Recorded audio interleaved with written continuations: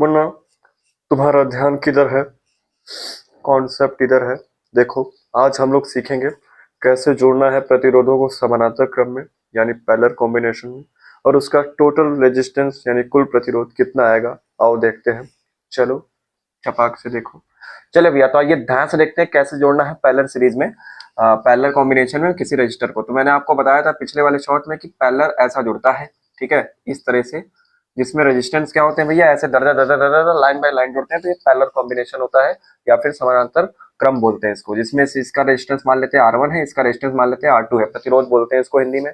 पता ही होगा आप लोग को। मैंने बोला था पैरेलल में बाबू चोमू की तरह काम मत करेगा। एक चीज मैंने बताया था कि इसमें करंट जो है अलग अलग जाएगा, यानी इसमें करंट अगर मान लेते हैं I1 है तो इसमें करंट I2 जाएगा, लेकिन वोल्टेज दोनों का क्या रहेगा भैया, सेम रहेगा। इसका अगर V होगा तो इसका भी V होगा। ये आपको पता होना चाहिए। समांतर क्रम में ये क्या होती है भैया, कॉन्सेप्ट होती है।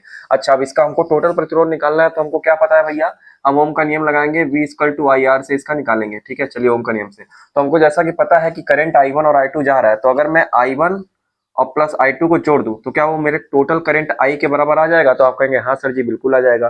तो I जो है टोटल करंट वो बराबर होगा इस I1 और इस I2 के जोड़ के। ठीक है, अच्छा आइए इस I की वैल्यू को निकाल के ओम के नियम से करते हैं। अच्छा देखिए, यहाँ से I की वैल्यू अगर लिखेंगे ओम के नियम से तो क्या लिख सकते हैं, ये भी ऊपर आ जाएगा, नीचे आ जाएगा R।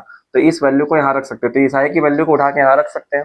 ठीक है, तो I बराबर V बाई आर है, तो हम लिखेंगे V by R equal to में। अब इस I1 के लिए हम लोग क्या लिखेंगे भैया, तो इस I1 के लिए इस R1 को लेंगे और इसका वोल्टेज लेंगे। तो देखिए, वोल्टेज अगर यहाँ V आ रहा होगा तो इसमें V ही जाएगा, क्योंकि समानांतर क्रम में वोल्टेज सेम होता है।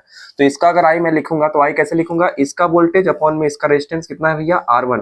अब प्लस में अगर इसका लिखना होगा तो इसका वोल्टेज भी सेम ही होगा, अपॉन में इसका रेजिस्टेंस कितना है भैया, R2 होगा। अब देखिए क्या करेंगे भैया, यहाँ इन दोनों इक्वेशन से हम लोग V कॉमन ले लेंगे, तो यहाँ से V बाई आर जो बचा हुआ है, यहाँ से अगर V कॉमन लेंगे तो अंदर क्या बचेगा, 1/R1 बचेगा प्लस 1/R2 बचेगा इस तरह से। तो यहाँ से V और V कैंसिल हो जाएगा, तो आपका जो टोटल रेजिस्टेंस फॉर्मूला है वो 1/R इक्वल टू है 1/R1 प्लस 1/R2 इस तरह से आ जाएगा। यानी कुल प्रतिरोध आपका इस तरह से दर दर चलता रहेगा। अगर आपका मान लीजिए 3-4 रेजिस्टर दिया है तो 1/R1 1/R2 1/R3 ऐसे सबको जोड़ते जाएंगे तो आपका टोटल रेजिस्टेंस आ जाएगा। इस तरह से निकालते हैं भैया समांतर क्रम में। चले मिलते हैं तब नेक्स्ट शॉर्ट में। आप कैपेसिटर के बारे में बताएंगे, उसमें भी सेम कॉन्सेप्ट लगता है, बस थोड़ा सा फॉर्मूला अलग हो जाता है। चले मिलते हैं तब, बाय ब्रो, बाय।